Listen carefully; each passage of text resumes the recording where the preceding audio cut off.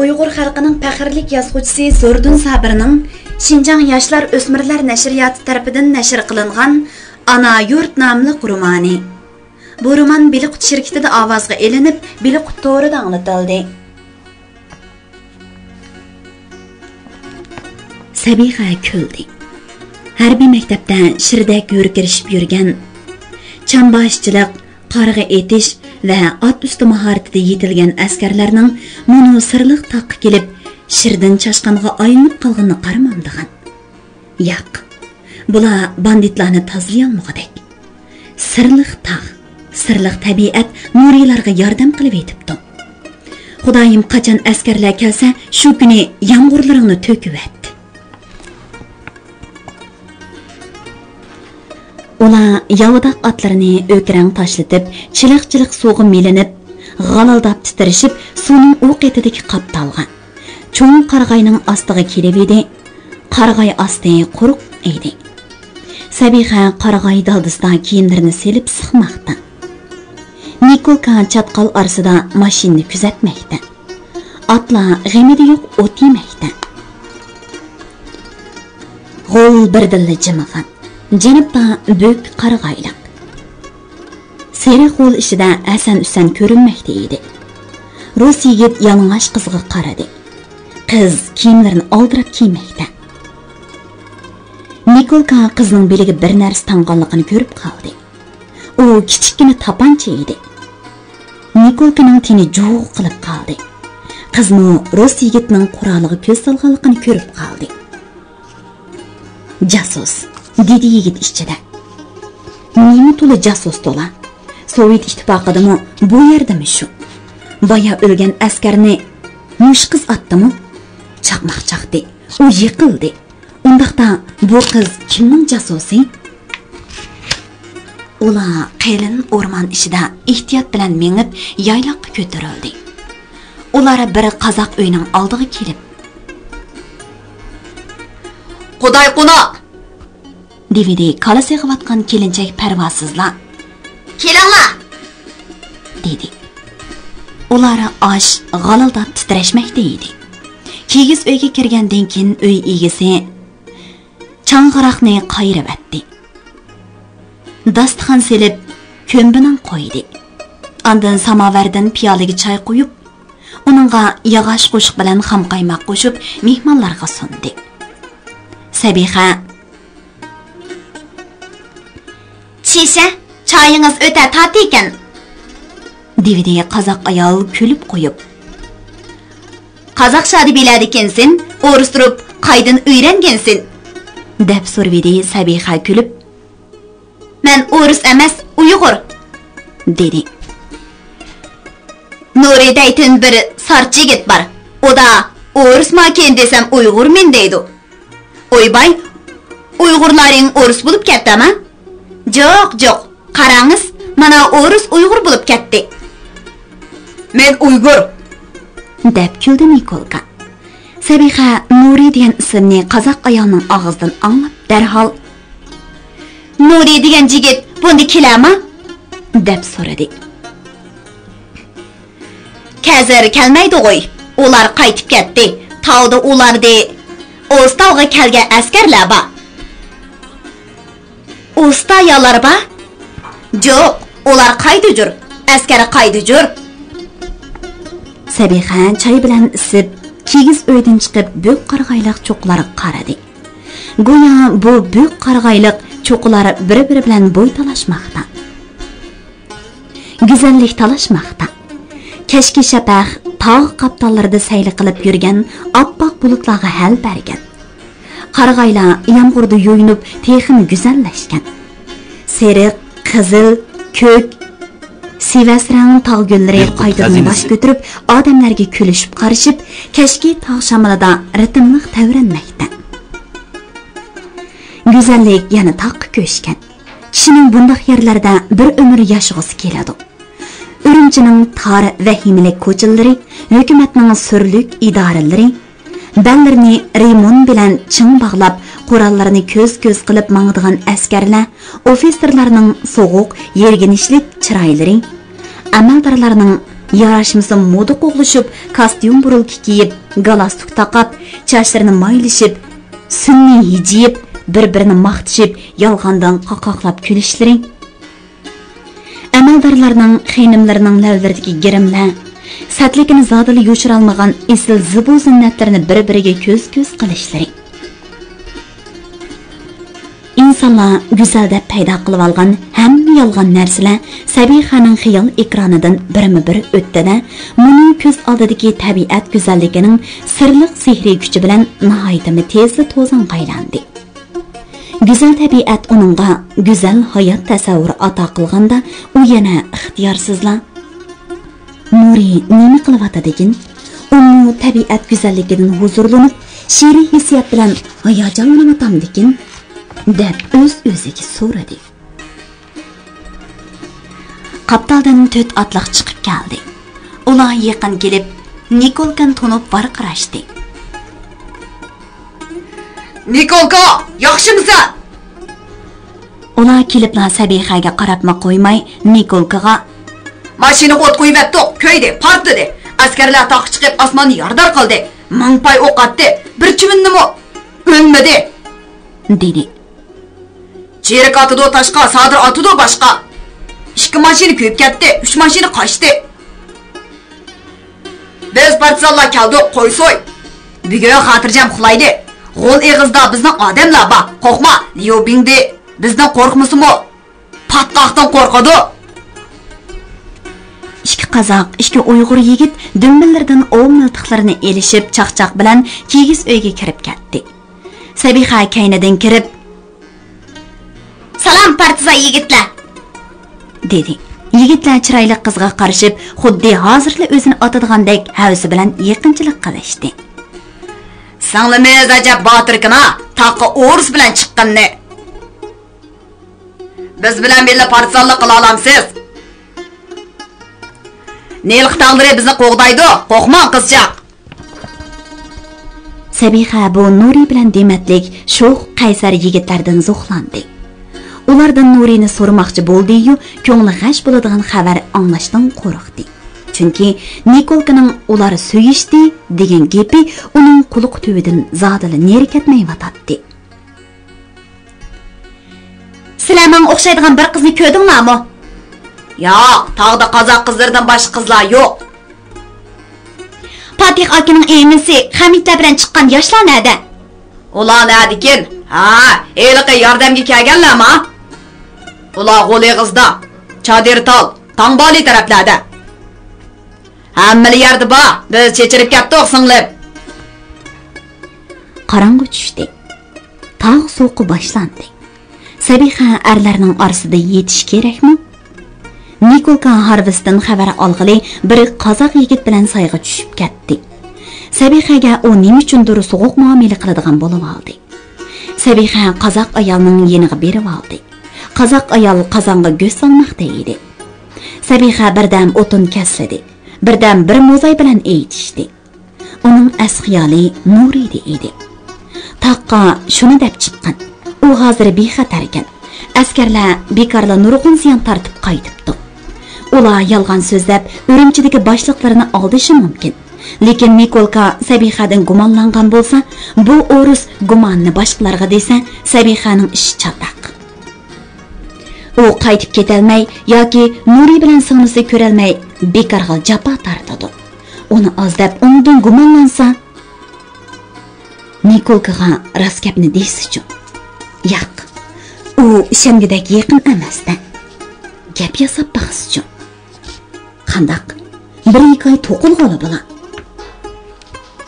U seg'inish, andisha va ansizchilik ichida qorong'uni kutib oldi. Kigiz uydan go'shav etib, hamma odam uningga gumon bilan so'g'uq muomala qilayotganini u sezib qoldi. Uningga hech kim gap qilmaydi. Hammasilar nafrat bilan so'g'uq muomala qilmoqda edi. Oxiri qorong'idan yoshlar sirtda o'ltirishib, Sabixani so'rab qoldi. "Sen Urumchida askarlar bilan kelgan-ku, ha?" dedi Uyg'ur yigit qizni sallab. "Eyda, vazifang nima?"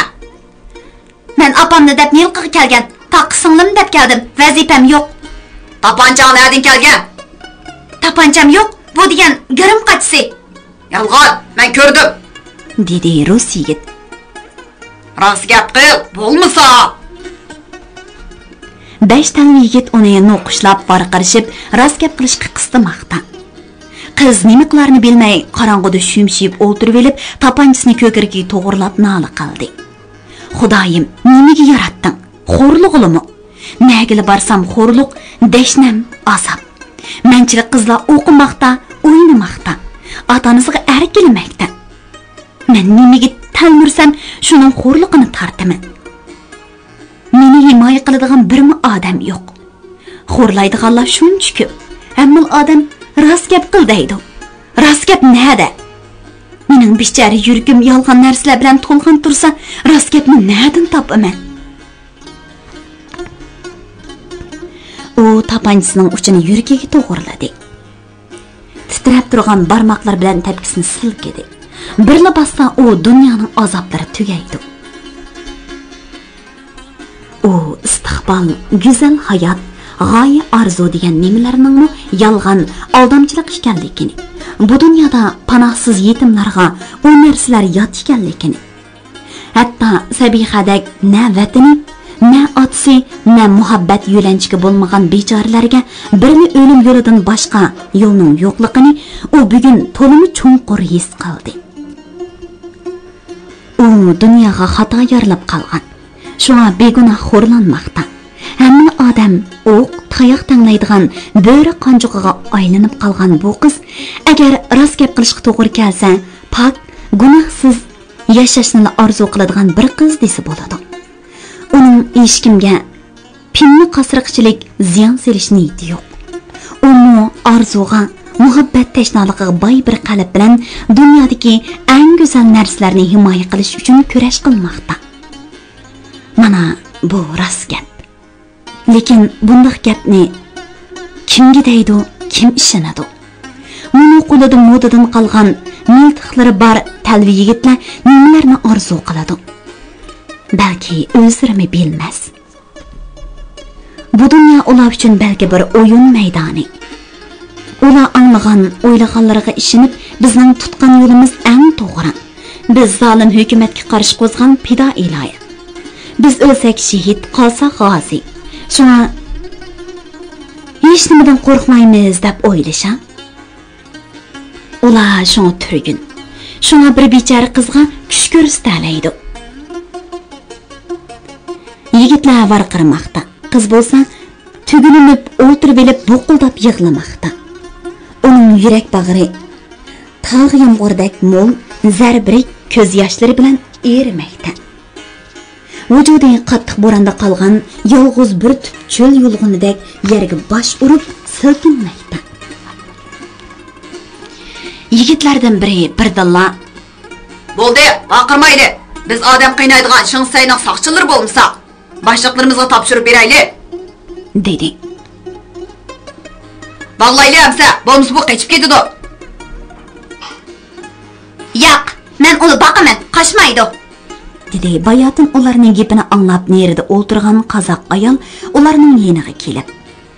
"Sizlarning narilar yigit? 5 yigit bir qizni bo'zaq qilyapsizlar. Voy, nomusni bilmaydigan chil bo'rilar." Qozoq ayol Sabihani yo'lab turg'izdi. "Yur qizim, bularning cho'ng'iga rost gap qil. U g'araz qilgan yaxshi odam." "Kim u?" "Akbar Botur." Anglayotganinglar beli qutoridan anglatılayotgan ovozliq asarlar sahifasi. Uning har bir so'z hukm, o'ylig'ini qonun, degini degan qilg'ini qilgan. Yuzlagan, minglagan odamlar uning buyrug'ini kutmoqda. Buyruqning ijrosi yuzlagan, minglagan odamlarning taqdirini o'zgartirib yetadi. Ya yo'qoladi, ya farog'at topadi. Shundaq. U mush zaminning butun Jungu tuproqining oltidan bir qismini egallaydigan Xinjiangning podshohi, eng zo'r huquqdori. Sharq shimolning Kaiyuan degan yeridagi bir zamindorning o'g'li. Guangzhou Yaponiyalarda o'qib, Jiangzolin Jiangxi işçilərdən yaxşılıq tapalmay Şinjanğa kelib, qaramlıq, hiylə-nayrang və zorluq, vəhşilik bilan bu o'ringa erishgan. Shinsay mana hozir 45 yoshlik podsho. Uning yirik buruti, tik, quyuq qoshlari ostidagi bo'rtib chiqqan yo'g'on ko'zlari mengsidek to'xtamay ishlab turadi. Uning ko'zlarining nima deganini faqat uning maxfiy ishlarini bajondan bejiradigan odamlardan Li Yingchi, Liu Bingdingga o'xshash bir qanchisini tushuna oladi. Mana u kang gilamsilangan do'ban ishxonasida uzun kangri ustalning o'ttirsa qo'yilgan yo'lanchiklik yumshoq o'rindiqda harbiylarga xos qiyofatda tik o'tirib, telefonda Nanjing hukumatining harbiy ishlar xodimi bilan so'zlashmoqda. Tushunaman. Jiuchuandagi mudofaa tadbirlarining Jiang Jishining oldin ko'rarligi, donoligining isbot ekanligini hozir texmi cho'nqur tushundim. Shundoq. Qaymoqqanman. Xalq baxt uchun bir umr kurash qilg'ichilar yaxshi gaplarni izlaydi ekan. Bu bir kasbiy kasal. Kommunizm, marksizm, leninizm deganlar meni qaymoqtirib qo'ydi. Amaliyat menga Jungoni qutqizadigan haqiqiy yo'l uch buyuk siyosat ekanligini tushuntirib berdi. Quruq sarsatlardan reallikqa yondim. Jiang Jishining uch buyuk siyosatning yo'lida oxirgacha kurash qilishga tayyorman. Shunda Amerika muavin prezidenti Wilson apandi, qo'mondan Zhu Shaoliang, havo armiyasi so'lingi He Jingwula Jiang Jishining shaxsiy vakili sifati bilan menga Jiang Jishining g'amxo'rligini to'liq yetkazdi. Shunda men nimala bo'lmasin Xinjiangni o'rislargami, inglizlargami, yaponiyaliklarga tatqizib qo'ymay, har xil amallar bilan saqlab qoldim. Hozir keng ko'lamlik Sovet Jungo Kompartiyasi Yaponiya pan-turkizm suiqasdlarini tozalavaman. Jiang Jishiga pak-pakiz, tinch, gullangan Xinjiangni o'tkazib berishga tirishyapman. Rahmat. Telefonni qo'yib turishiga so'l tarafdagi telefon jiringladi. Li Yangchi, qo'lchi tog'lari rostali tinchidimi? Liu Bingde to'liq tozalandi degan bilan oqshomda qo'rg'oz, cho'chak qizdirdim. 24 nafar gumonli odam kirgan. Panohlang'uvchilar, tijoratchilar, tuqqan ko'rgil kelganlar bo'lsin, qattiq nazorat qilinsin. Har bir eg'iz so'zi, har bir harakat angilinsin. Amsa, eriq tizimlikni kirgizib ber. Eshik tiriqlab asta ochildi. Shingdoban Amerikada yasalgan tapanchisini qo'liga ilib, kirguchiga usti marganning ko'ziga bilan tikildi. Askar uningga tik turib, tamdek tatirib chas berdi. Aka! Askar gilam ustida avaylab mengib titrab turgan qo'llari bilan qattiq muqovliq daftarni Shinsayga sundi va kaynichi mengib ishga keldi. Shinsay beshini surlib ningishgandan keyinla kayniga burilib chiqib ketdi. Shinsay tapanchisini ustalga qo'yib, daftarni ochib tizimlikka qaradi. Bugun bo'g'ib o'ldiriladigan 73 odamning tizimligi uning oldida turadi. U qo'shimsini turib, mo'y qalam bilan tirik ko'milsin deb yozdi va kunubkini besividi. Ishikda pakar, to'shqan ko'z, pagollarda alohida belgilar bor bo'lgan ofitser paydo bo'ldi. U mobayqa askardek, lekin xeyli dadil mengib Shinsayning oldiga keldi va uning ko'zlariga qaradi. Shin daftarni uning oldiga tashladi. Kirguchi daftarga birli qaradi. Bo'ladi deb chas berdi. Bilamsan, Song Meilin xonim Jiang Jishiga vakil bo'lib kelmoqchi. Birinchidan, uningga eng yuqori hurmat bildiriladi. Ikkinchidan, kuch-qudratimiz namoyon qilindi. Butun armiya manevriga tayyorlansin. Xo'p, bo'ladi. U yana chas berdi. Hozir ikki xil xavf mavjud. Sovetliklarni Xinjiangdan qo'g'layapmiz. Naq mush paytda Song Meilin kelmoqchi. Sovet ittifoqi bizga besim ishiltishi, bizni jazolashi mumkin. Bu bir cho'ng xavf. Hozir Oltayda, Toshqo'rg'onda buning ifodasi ko'rilmoqda. Yana biri Jiang Jishi havo armiyasini avatib, bizni bombardimon qilib, og'dirmachilik qilishi mumkin. Do'sting dushmaniga o'xshashda xavfli. Ahmaq odamlarla do'stlik ishiladi. dono odam har qanday sadoqatni dushmanlashning boshlanishi deb qaraydi. Ehtiyot, hushyorlik va keskinlikni unutib qolmaydi. Shunda deyakchi, ikkimiz qarindosh, sharq shimollik ko'rdik. Sening sadoqatingga gumonim yo'q. Sen o'zingga olmoqchimi? Do'ban janoblari, sizning bexatarligingiz meni baxtib, sizning hokimiyatingizni mustahkamlash uchun kurash qilish mening eng oliy burchim. Shingsay miqada kulib qo'ydi. Bu kulkini hozir Liyingchi tugul Shingdobanning o'zimi tushunmaydi.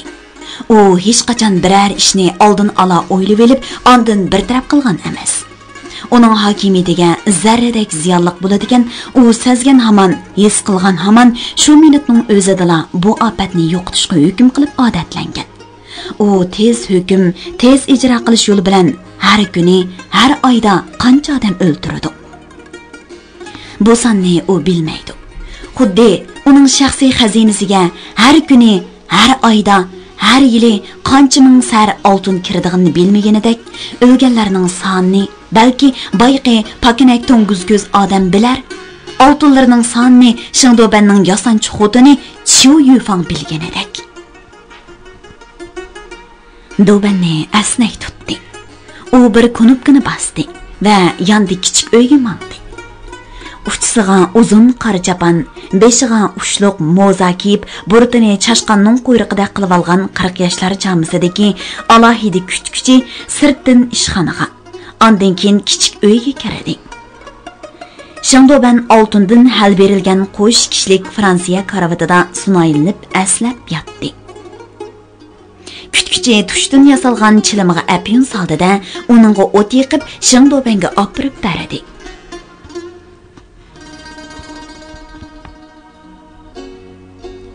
U halovat bo'sog'isidan andila taxtiravonga qadam qo'yib edi, telefon ansiz jiringladi.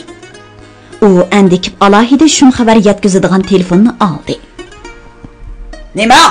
Sovetning 15 tankisi cho'chakdan Urumchi qarab yo'lga chiqdi edam sana. Shixo'ga kelguncha nemish xabar qilmadi. Darhol tursanglar. U uyning ichida asabiylashib, qo'lni kayni qilib u yoqdan bu yoqqa mangdi. Sovet oxiri tank kirgizdi. Stalin meni jazolamoqchi degan so'zni qayta-qayta takrorladi. Uning ko'z oldiga Stalinning surlik chiroyi, qo'yuq, o'zininkidan to'mcharlashgan burdi. Yo'g'on sirliq ko'zlari, pakarroq do'g'loq mazmut gavdasi, asta salmoqliq gap qilishlari birma-bir keldi. U 1938-yili Moskvaga berib Stalin bilan maxfiy ko'rishgan.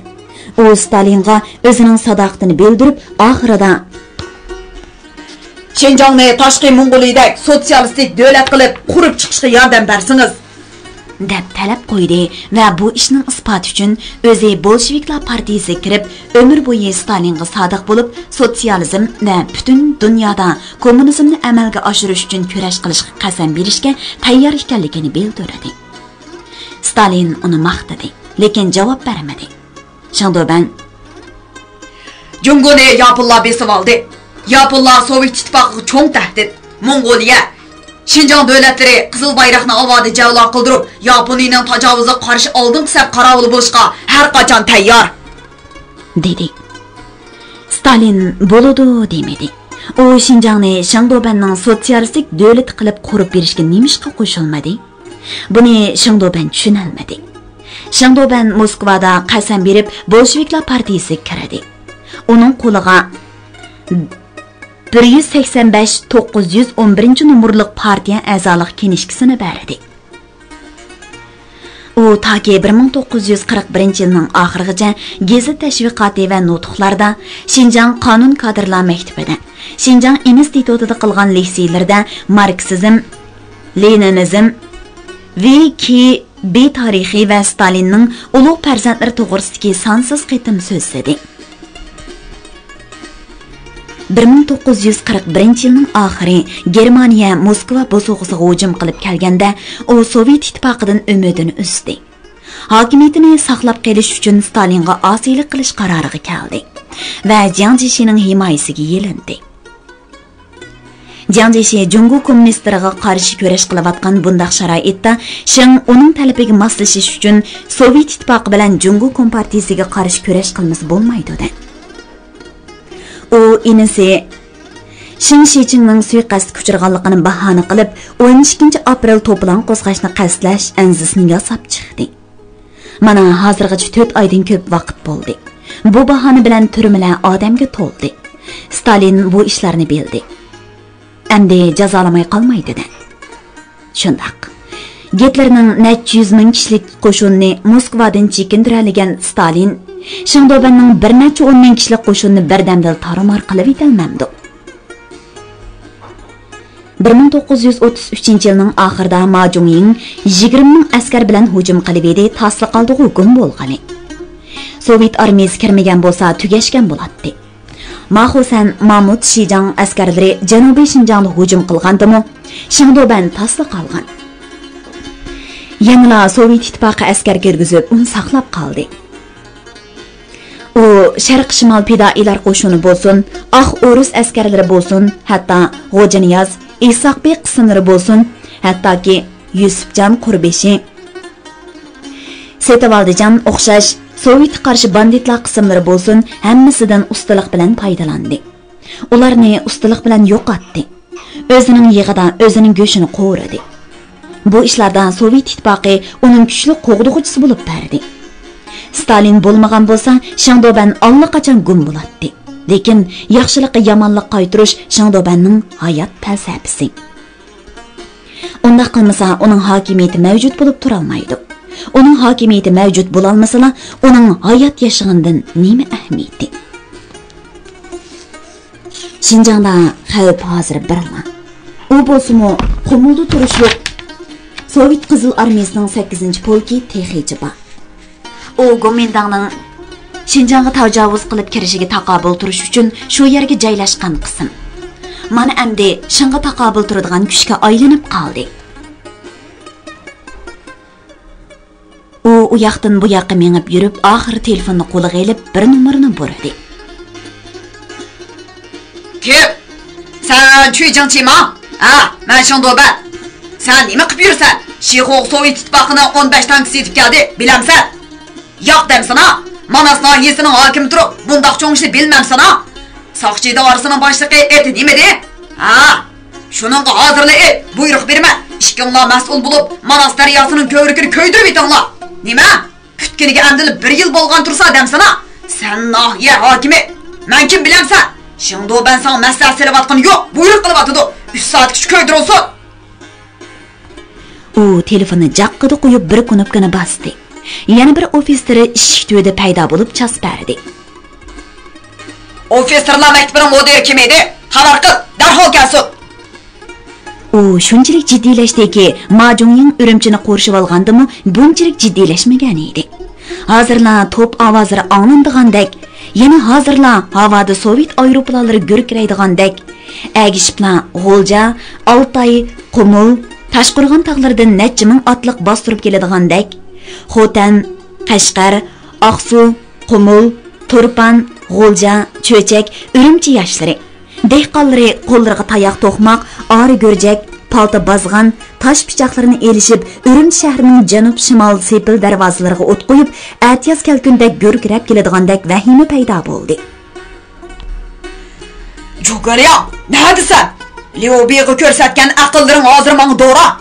O'lginingga 1700 yil bo'lgan bo'lsa-mu tirisamchu. Sunogong motashning ostida shuncha yillar yetib oxir chiqdi-ku. U xuddi oljib qolgandek asabiylashib, kimlarnidir og'zini buzib tillashga boshladi. Hammasi meni yo'qotmoqchi. Stalinmi, Jiang Jieshi-mi, mono Xinjianglik yaxshilikni bilmaydigan Uyg'ur, Qozoq, hatto Xanzularmi shu? Telefon jiringladi. U asabiylashib, tillab telefonni oldi. Nima? 15 tanki Manas ko'rigidan o'tib Urumchi qarab ketyapti demsan-a? Sen Chuyjiching noyiga hokim bo'laman degicha, mo'banza och. Hazila. U telefonni jaloqqa qo'ydi-da varqiradi. Ofisirlar maktabining mudiri, ismi nima de? Kadimo. Sirtdan ofisir kiyimda egiz o'ruq bir kirib 2 putni jo'plab chastardi.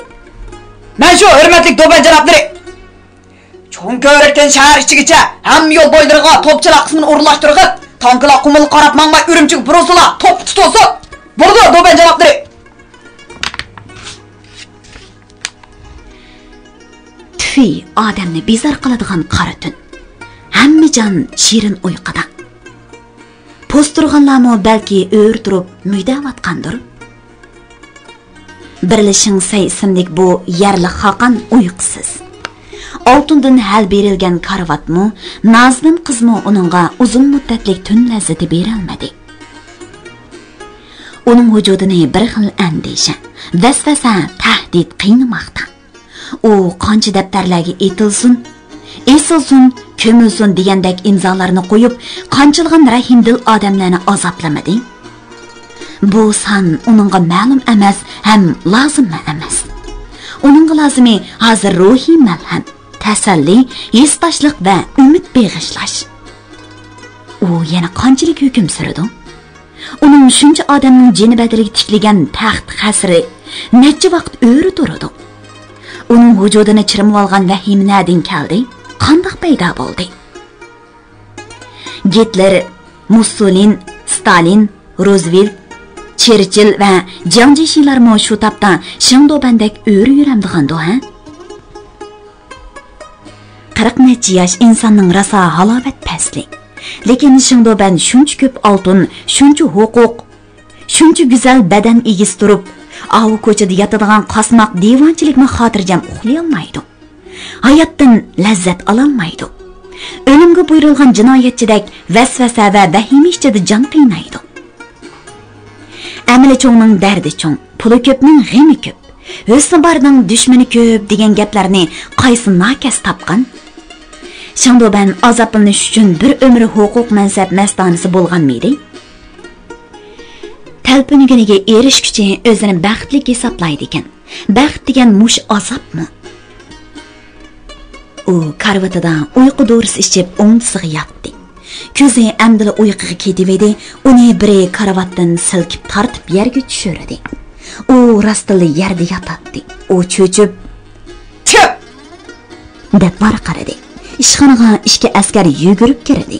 U uxlash kiyim bilan chiqib, "Yo'qol!" dedi. U birda yetib, birda menib, ming ta'sikda tong atqozdi. U ishxonasining darisini ochib, janubiy gulzorlikqa qaradi.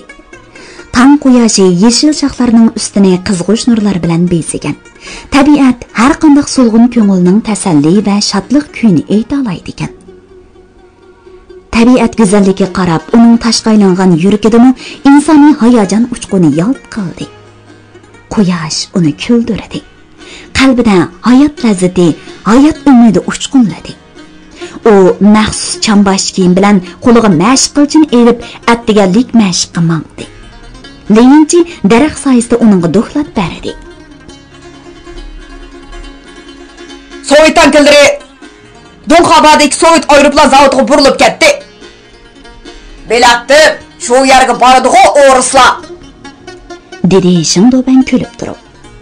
Bugun nozirdan yuqori ma'muriy amaldorlar, polik boshliqdan yuqori harbiy amaldorlar Doban mahkamasining zoliq yig'iladi. Biladigansan? Bilaman Doban janoblari. Bexatarlik alohida diqqat qilinsin. Yig'inga kirguchilar qattiq tekshirilsin. Baka oshqich elib kirishkimi bo'lmaydi. Xo'p, Doban janoblari. Fransiyada ishlangan kichik mashina janub-shimol darvozalari oraliqidagi Doban mahkamasi joylashgan surli qo'ruvdan bir mashina qurolli qismning himoyasida janubiy to'plik ko'chasiga qarab yurib ketdi. Pardalari him etilgan mashinaning kaynida yozliq harbiy ko'ylak kiygan, pagon taqab qurol osgan Xinjiang podshohi surlik qapqi silingan, qo'yuq chashlari cho'g'ilgan, yo'g'on bo'rtib chiqqan ko'zlarida vahima, takabburlik aralashmasidan paydo bo'lgan surlik ifoda chaqnab turgan holatda o'tiradi.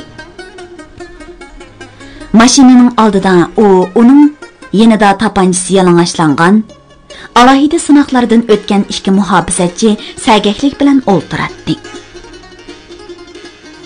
Mashina to'mir darvozaliq sepil tomlardek egiz, qo'ruq tamlar ustida sim tartilgan qo'ruq oldida to'xtab edi.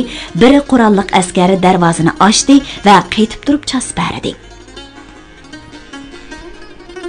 Qariyag'ash, tal va nerida mevelik daraxtlari bor cho'ng o'ylada usti qongaltir bilan yepilgan katta uy va kahish bilan yepilgan yana ikki uy bor edi. Katta uyda do'ban, kahishliq, ko'p eg'izliq uyda muhofizachi askarlar. Neredeki yana bir katta binoda do'banning ota-onasi, inilari turadi.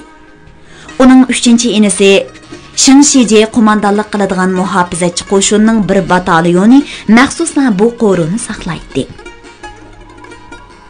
1935-yili Shingdoban 4 inisi singlisi Shingshitonglarni ota-onasi bilan birga Liaoning o'lkasining Kaiyuan shahridan Xinjiangga ko'chirib kelgandan beri bir necha joyga katta qo'ru joy selib o'rinlashtirgan edi.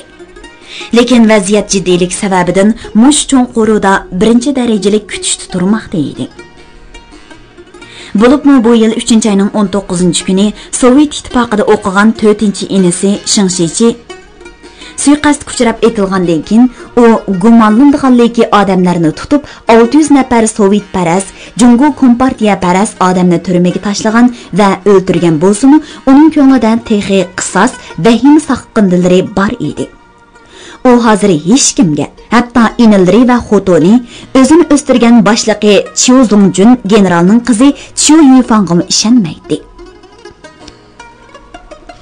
Ana Chiu Yifang gullik ichining chashlari alohida yasalgan, beshiga fransuz xinimlarining esil shlapsini sal qing'irgib, mursigicha yengi yo'q, yalt-yult hal berilgan yepak ko'nglakda ko'ksini alohida ko'tirib, jup ko'ksi o'tirsida zinoq paydo qilib olgan, oppoq maydasida bo'yniga esib olgan Fransiya medalyonining olmos tashlari julanib turgan holatda eriq qarab kulib, o'ynaqlab chiqib keldi va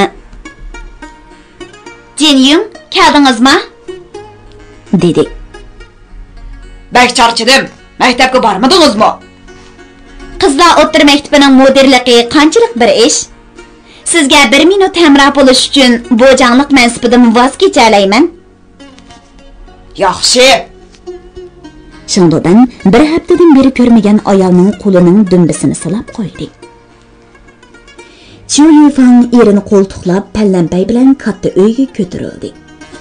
U zalda turgan muhofizachiga: "Hech kim kirmasin.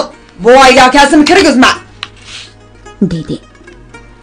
U erini qo'ltiqlab, qilin gilamlarini dassab, yana shu Fransiyadan kirgizilgan yo'lanchiklari naqshlik yumshoq xurumda tashlangan ozodi krisloda o'ltirg'izdi.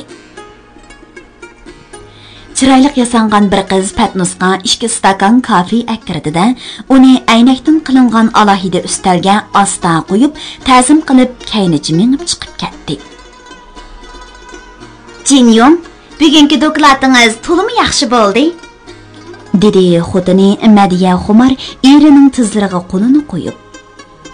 Mening do'stim Lena hayajonlanib, erim birinchi darajalik notiqkan, Shingdoban yoshsin deb shuar to'litishdan o'zini orolli tutib o'ltirdi.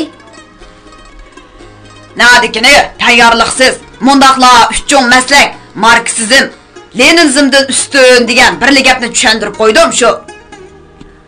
Qandoq tushuntirishda gap?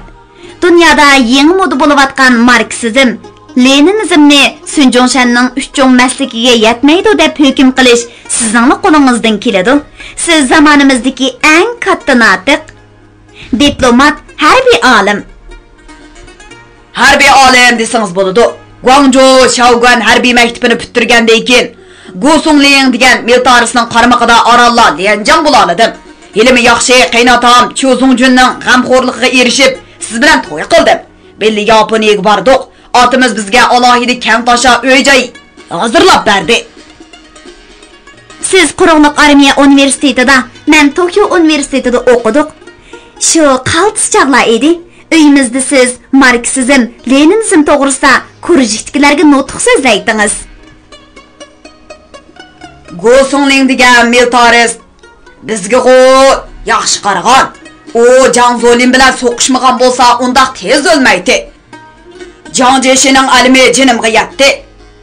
Bir qatim oshnasi bilan tansi o'ynab qo'yib edim, ochiq kelib meni o'stirmayli qo'ydi. Yaponiya quruqliq armiya universitetini Jungudan orolli biz Yangji, Wang Shuchang uchimizni bitirdik. Yangji Sanmuboda cho'ng harbiy amalga erishdi. Wang Shuchang Hebei o'lkasining raisi bo'ldi. Men ulardan yaxshi bitirgan, menga hech nima tegmadi. Ta'lim borga Xinjiangga keldim. Jinshurin hukumatidagi mendek bir harbiy bilim bor odam yo'q ekan. U mendan qobiliyat, irodat qo'rqdi. Lekin G'ojinyoz Majungyinlarga oxir meni soldi. Men 2 polik askarga ega bo'lib oldim. Aprel o'zgarishida Jinrunchingning sharq-shimol fidoilaridan ustalik bilan foydalandim. Harbiy taktika, harbiy bilim oxir meni siyosiy sahnaga elib chiqdi. Siyosiy sendan harbiy terrorlikni talab qiladi.